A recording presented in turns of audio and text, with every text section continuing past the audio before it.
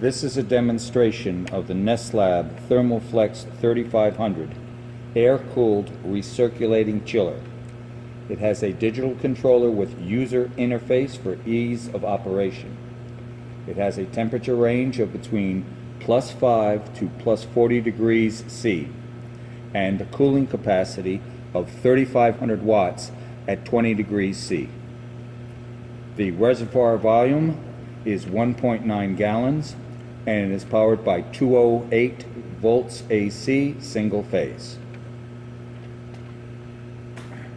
First, let's just take a walk around the back.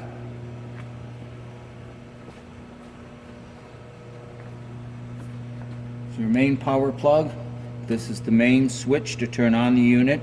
The controller can be turned on separately, but this puts power to the unit. This is the water out, and this is water in. Now, this chiller is rated for a maximum capacity of 4 gallons per minute at 60 psi. This system will do that. However, for safety purposes, there is a bypass valve on here that is rated 10 to 50 psi. What that means is if the pressure of the application should exceed 50 psi, this valve will open. This is a standard installation that is on most of these chillers. In any case, this is again the output and this is the input. Very simple. Now we'll go around to the front and we'll start it up. First we'll toggle our switch on.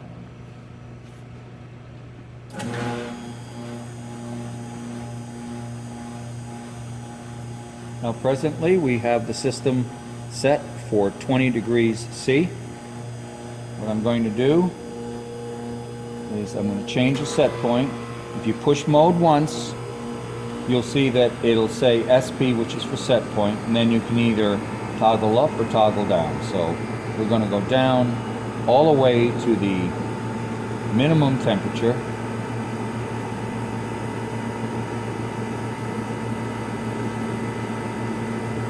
And it's still blinking, so then you would hit enter.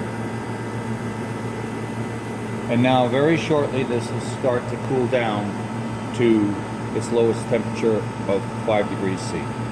So we'll come back in a few minutes and see how it does.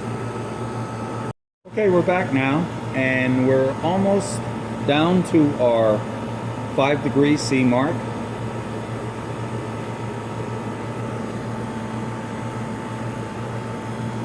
We'll check our temperature here.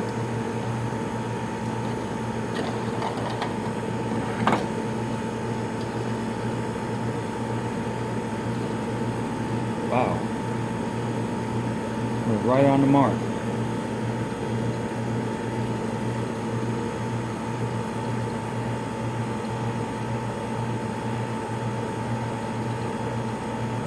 And we're down to 5.4, this is 4.9, so we're well within the range of 5 degrees C. Now the next thing we're going to do is we're going to go up to its maximum temperature of 40 degrees C. So once again, we'll change our set point.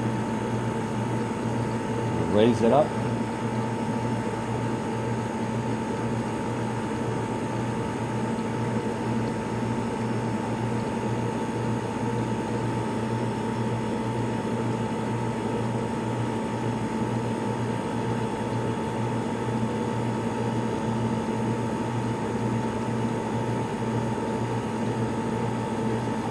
There you go.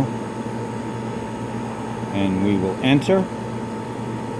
And this takes substantially longer than cooling down, but it shouldn't be too bad.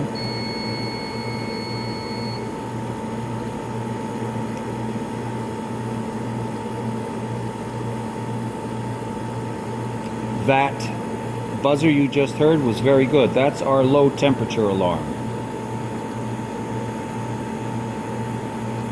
once it hits our lowest temperature of 5. That this will go out once it starts heating up, and it's starting to heat up now.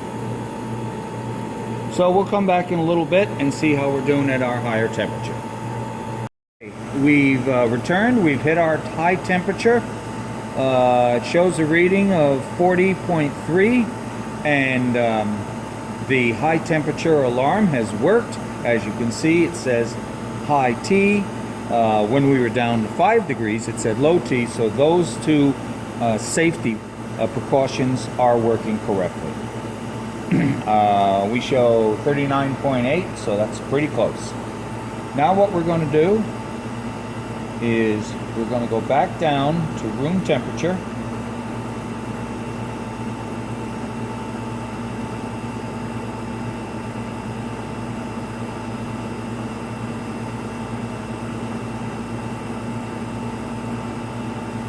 There, one more. And we enter. Now we're going to come back down to room temperature. And when we get back down to room temperature, we're going to be using our load tester here. Now, I'll turn this on.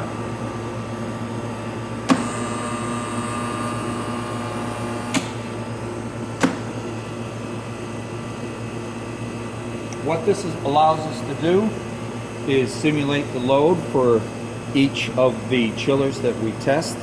Again, this particular unit is 3,500 watts. So once we get down to 20 degrees, we will turn the power up on here and we will adjust this to 3,500 watts. Typically, we let that run for a couple of hours to make sure that the cooling capacity can handle the load. And when we get back down to 20 degrees, we'll take a look at it. We're now at 20 degrees C, room temperature. We're going to come over to our load and we're going to turn this up.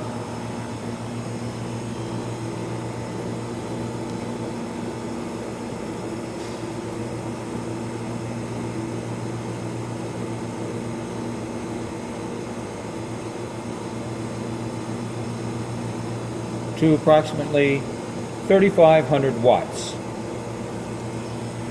And we will come back later this afternoon and see how it's doing. Okay, we're back here. It's been a few hours, and as you can see, it has been holding 20 degrees very well. Let's check our watt meter, and we're still at 3,500. So that worked out well. We'll turn this down. And there's the only other thing I'd like to show you folks is that, again, I had mentioned earlier about this being a 10 to 50 psi bypass valve, which actually acts as a safety valve too. For example, if your application is something where valves open and close and actually restrict the entire water flow as to not damage the chiller, this would open up at 50 psi and allow it to flow. In any case though, we're going to step back here and we're going to take a look at this, and what I'm going to do is I'm going to bring this up.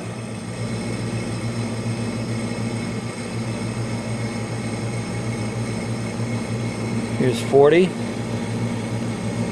and as you can see, we're getting near the valve. Now there's 50, and as you can see, it's starting to drop.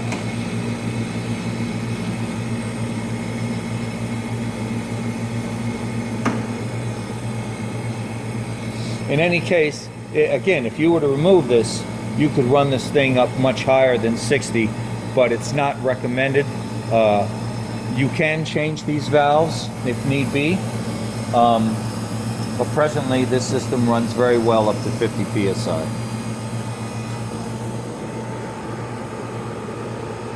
And that completes this demonstration.